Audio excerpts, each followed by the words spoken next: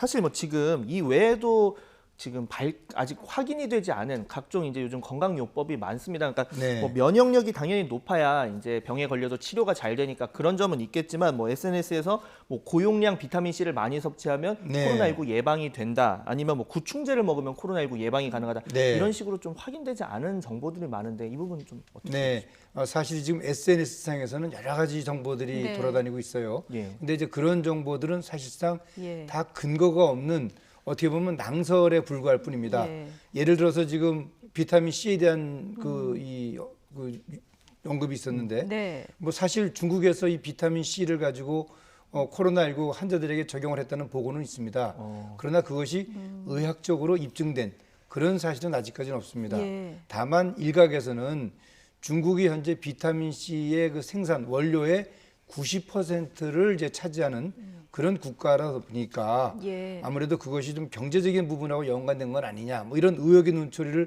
보이고 있는 것도 사실이긴 합니다만은 예. 문제는 모든 것은 학술적으로 근거가 있어야 됩니다. 특히 의학적인 그런 치료와 예. 관련돼서는.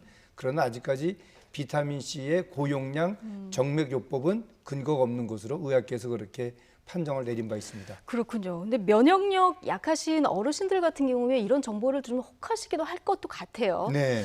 그러면 이제 당국의 발표 이외에는 조금 신뢰를 하지 않고 좀 듣지 않고 이런 어떤 가이드라인 같은 게 조금 더 필요하지 않을까 싶기도 한데요. 네, 지금 그 우리 의료계에서는 현재 SNS상에서 돌아다니는 여러 가지 것들을 모아서 가짜 뉴스 판별단이라는 걸 만들었습니다. 예. 그래서 이제 그 언론과 함께 그 SNS상에서 돌아다니는 것들을 정기적으로 발표를 해서 국민들에게 인포데믹스라고 해서 그 소위 말하는 정보의 잘못된 그 일종의 전염병이죠. 예. 잘못된 정보가 돌아다니는 것을 막는 그런 노력을 하고 있습니다. 앞으로 국민들에게 이런 좋은 정보를 제공할 수 있도록 정부와 의료계가 함께 노력하면 좋을 것 같습니다. 예.